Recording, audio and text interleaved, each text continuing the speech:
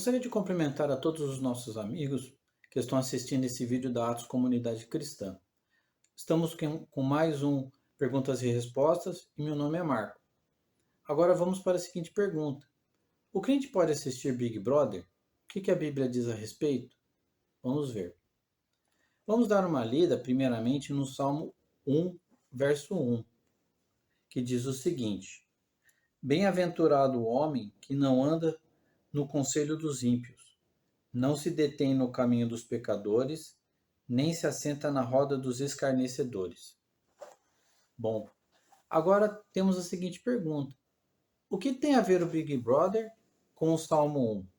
Né? Nós temos uma questão aqui bastante interessante para esclarecer, que é a roda dos escarnecedores.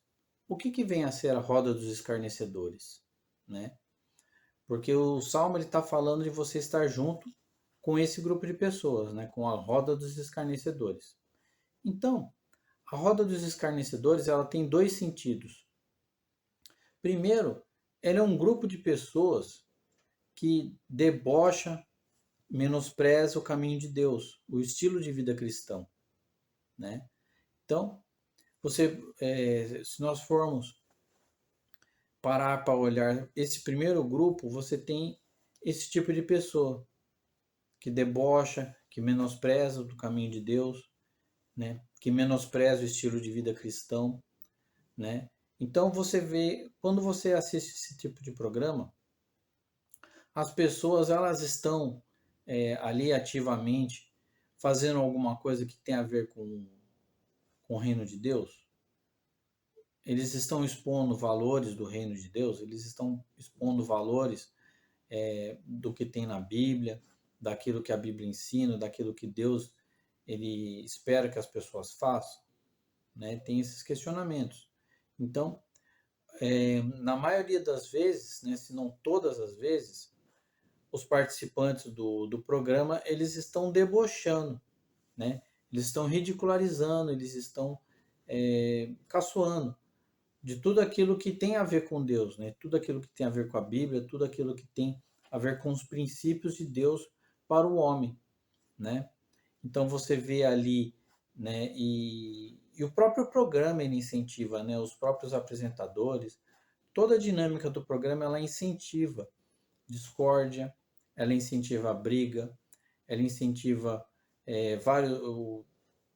vários tipos de relacionamentos, os mais bizarros que possam existir entre pessoas, né? Então ela vai incentivando todo tipo de conflito, todo tipo de bizarrice, todo tipo de coisa que a palavra de Deus, né, que segundo a palavra de Deus é totalmente condenável, é totalmente fora.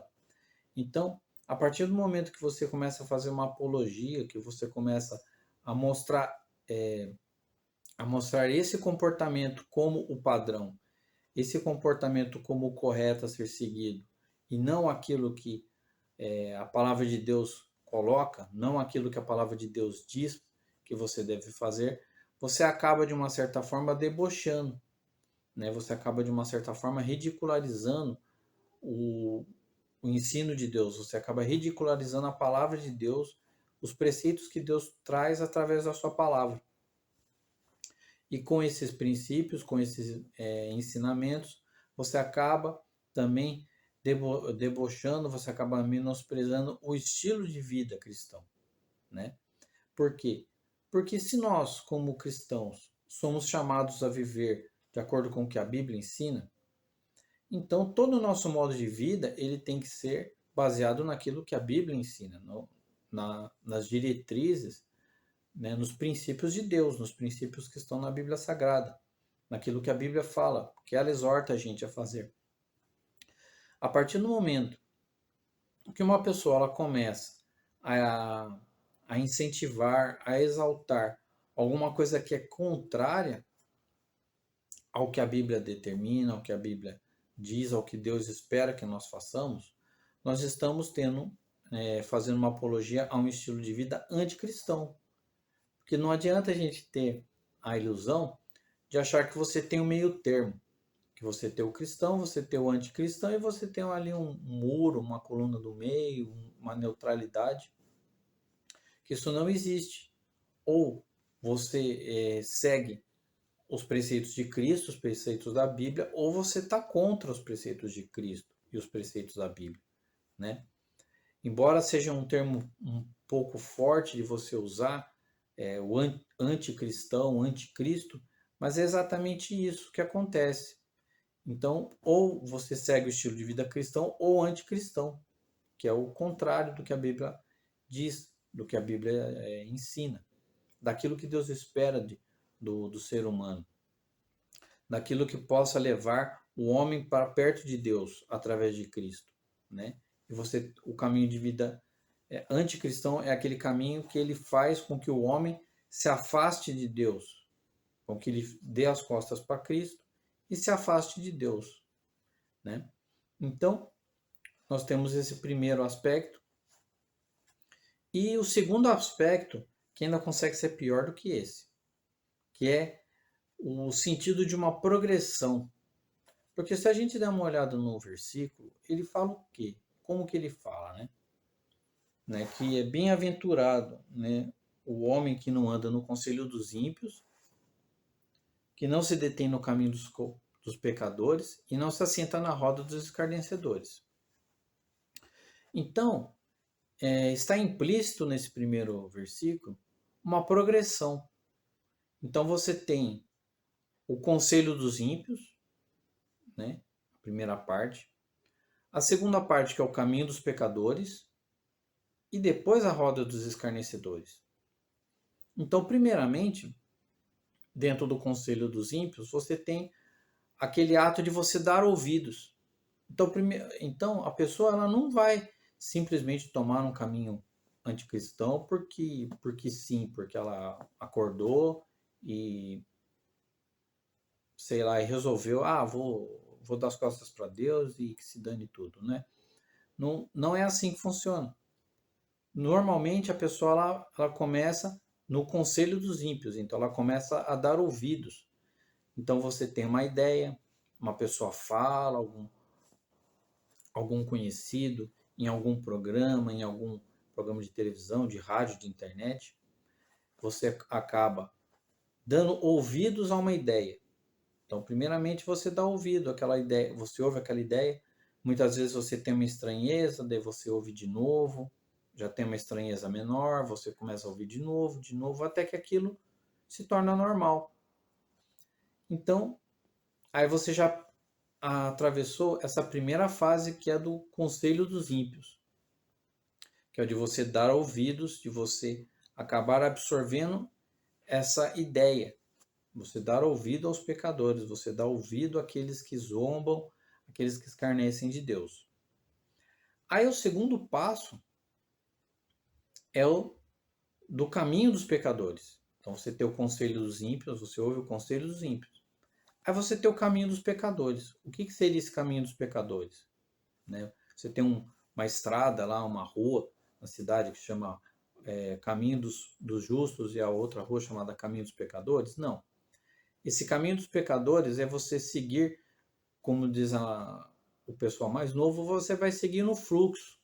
Né? Você segue a multidão, você segue todo mundo, né?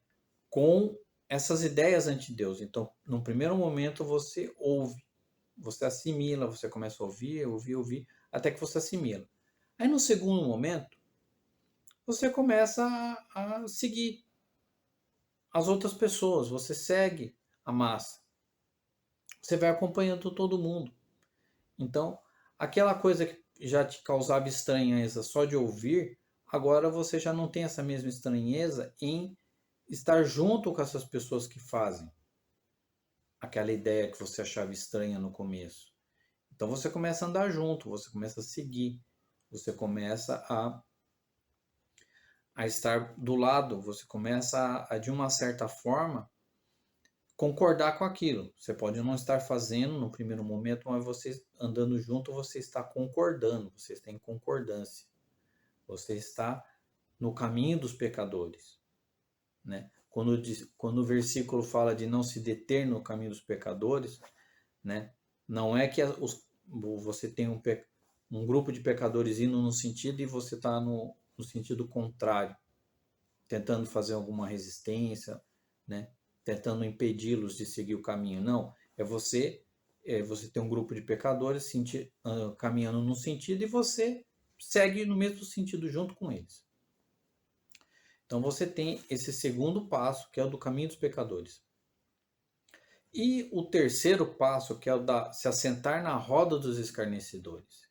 Que aí você já assimilou a ideia, você já passou a conviver junto com as pessoas que aceitam essa ideia como válida, de escarnecer de Deus, de debochar dos princípios de Deus.